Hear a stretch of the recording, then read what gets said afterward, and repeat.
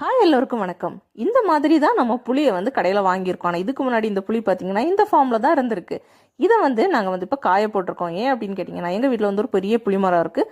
பாதி பார்த்தீங்கன்னா எங்கள் மொட்டை மாடி மேலே சாஞ்சிருக்கும், பாதி தரையில் விழும். இந்த கீழே விழுறது எல்லாத்தையுமே இந்த மாதிரி பொறுக்கி காய விட்டுடுவோம். கிட்டத்தட்ட 1 மந்த் இதை நல்லா காய வைப்போம். நல்லா சுட சுட வெயிலில் காய்ச்சாதான் இந்த தோலை இப்படி உடைக்கும் போது இந்த ஓடு அப்பளம் மாதிரி இப்படி நொறுங்கும்.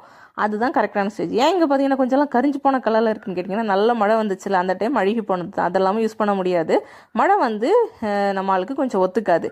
அதுக்கப்புறமா நல்லா காய்ச்சதும் இந்த ஓடை இப்படி அப்பளம் மாதிரி நொறுக்கி உடச்சி எடுத்துட்டு அதுக்குள்ளே இருக்கும் இல்லையா அந்த சதப்பகுதியை இப்படி குத்தி எடுப்பாங்க. அதுக்கு குத்துறதுக்கெல்லாம் தனி ஆயுதம்லாம் இருக்குது.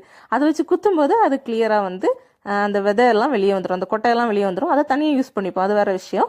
அதுக்கப்புறமா இது எல்லாத்தையும் அப்படி செட் பண்ணி காய வச்சு எடுத்து தான் நம்ம சமையலுக்கு, மீன் குழம்புக்கு, ரசத்துக்கு எல்லாமே யூஸ் பண்ணுறோம். இந்த வீடியோ பிடிச்சிருந்தா லைக் பண்ணுங்கள். இன்னொரு வீடியோவில் மீட் பண்ணுறோம். பாய்.